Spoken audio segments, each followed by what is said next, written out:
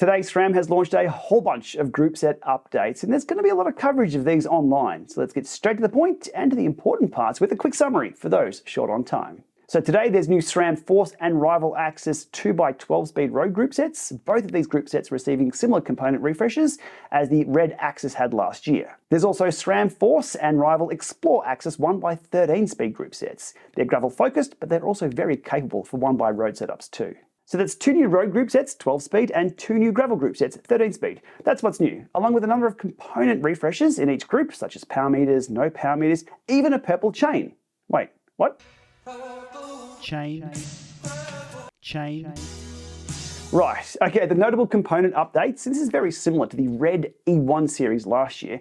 Both Rival and Force get the E1 lever update, which is a whole redesign of the pistons and a lever pivot point, which in turn makes for much easier brake pull and actuation.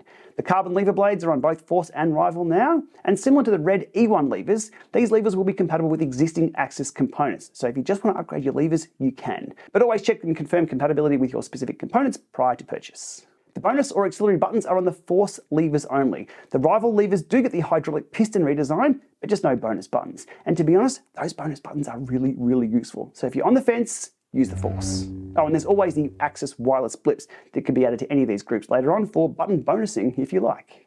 There's now auto trim on the front derailleurs on the 2x road group sets. The SRAM Red E1 front shifting is absolutely rock solid, so I expect the same from both Force and Rival with this update. It's also good to see Force and Rival coming over to the 13-speed Explore side of things. They're full mount rear derailleurs. Yes, they do require a UDH frame where there's no hanger, no limit screws, no B tension. In other words, there's just no worries. Once a full mount is on, there's no time wasted. It's time to go ride your bike. So in short, what do these updates mean for the people? Well, first of all, SRAM E1 lever performance at a lower price point. There's no need to start an OnlyFans account to pay for those red E1 levers. Look, let's not beat around the bush. They're good, but they're expensive. Beat around the what?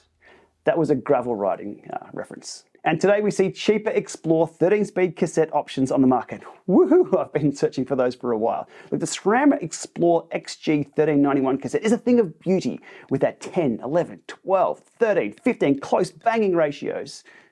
Nothing on that? Not touching that. Okay. But now there's more accessible options to choose from. Sure, look, the Force and Rival Explore cassettes are a little heavier on the scales, but are a lot lighter on the wallet. On the power meter side of things, there's a few updates there too. The Force AXS 2x power meter is spider-based Quarq technology, so plus or minus 1.5%, and it has replaceable threaded chain rings. Oh, do note, it's 2x only. There's a Force 1 AXS Aero road power meter that's spider-based Quarq, plus or minus 1.5%. The chain ring is integrated, not threaded and not a replaceable chain ring on that one. There's also a number of spindle-based power meters with these new updates. So the Force AXS upgrade kit, spindle-based, the Force Explore AXS power meter, spindle-based, and the Rival options are all spindle-based. At a technical level, there's not much to report on in regard to the power meter technology. The spider power meters are proven Quarq technology, measuring total power. And the spindle meters have been on the market for a few years now, and in more recent times coming with an updated calibration process post-installation that should ensure the best accuracy for what they measure. And that's left side power times 2 to give you estimate of total power. I'll do a deeper dive into those meters in the very near future. I have the new Force group with a spider power meter being installed on a bike today. Onto the group weights, and I guess that's relative depending on the components that you choose, but from what we can see there, shaving a few grams off here and there. Price-wise, and I'm using US dollars to keep things quick. Force E1 2x coming in at 2.4 with a power meter 2.8. Explore 2.1, Explore with a power meter 2.3. The Rivals are also up on screen too. Now that does depend on exactly which groupset configuration that you choose, but that gives you an indication on where things are at. Okay, in summary today, good to see SRAM not messing about with a drip feed of updates. They're launching a big pile of gear today. So many that I'm not going to dig into all the specific components. I've cherry-picked what I thought was interesting to know. If you're buying a whole bike equipped with this new gear, then decisions are usually made for you. But if you're a tinkerer and like to update certain components yourself, then you've got some homework to do and some decisions to make. Either way, you'll be getting already proven technologies. AXS Wireless just works, the pairing process is easy, it'll pair to your bike computer too, and every component can be configured and updated with the AXS mobile app.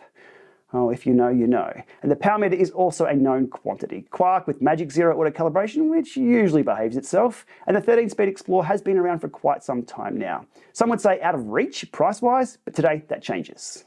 Okay, and wrapping this one up today, SRAM have come to the party with a ton of new gear. Upgrade if you like, and then get out and ride your bike. All right, we'll leave it there today. As always, like, subscribe. Eurobike is coming up. It's next week. You want to be across what's new there. And thanks for watching.